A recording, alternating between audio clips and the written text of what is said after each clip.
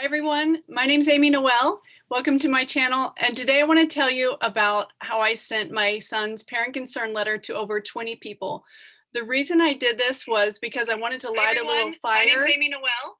under the school district, just to, I know they're always trying to help, but when attention is put on something, then it's handled.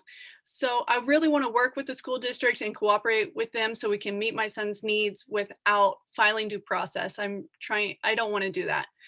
And so I got this parent concern letter from my friend Hillary Laxon. She runs the Dyslexia Live Facebook page, and she has legal language in it that is very powerful. And I just modified it a little bit to add math into it because my son also has dyscalculia. And I also added a picture of my son to make it a little more personal. And I sent it to the senators, the state representatives, the school board members for our district and our county. And I sent it to the principals, the teachers, everyone I could think of that is somehow involved, the superintendents of the school district.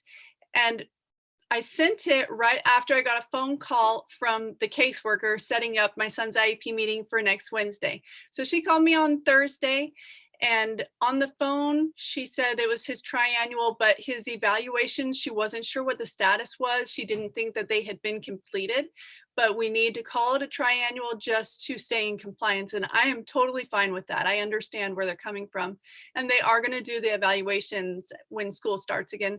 But she wasn't sure if he had gotten any of his academic achievement tests done. And I really needed that to know where he's at for data for his gap.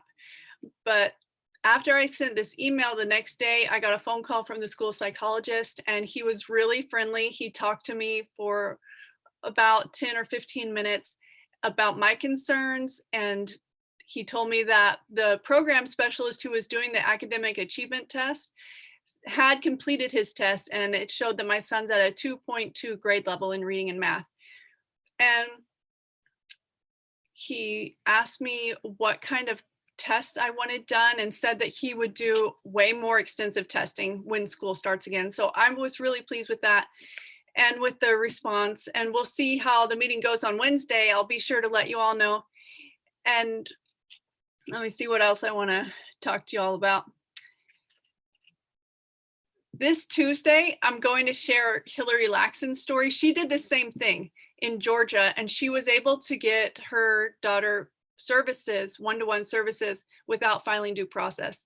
And she has just a phenomenal story, and I'm going to share that video on Tuesday. And she's also agreed to be with me in my IEP meeting, not necessarily as an advocate, but just as support, because we don't want to IEP alone. Always bring somebody with you to your IEP meeting, even if they don't say anything. What I wanted to conclude with here was that in order to get these changes without filing due process, you really need the knowledge. And that is so hard as parents to get. I know when we start out on this journey, we know nothing about special education or what to even ask for. So that's why I have this channel. And that's also why Hillary Laxon has her Dyslexia Life, because both of us have been in this for 7-8 years. My son's had his IEP since kindergarten, and we've learned a few things along the way, and she especially has results. So feel free to ask her for advice, and I will share with you what I can. And please subscribe to this channel if you're interested in what I'm doing, and if you like learning about special education and tips for parents with who have kids with dyslexia. And I will see you next week.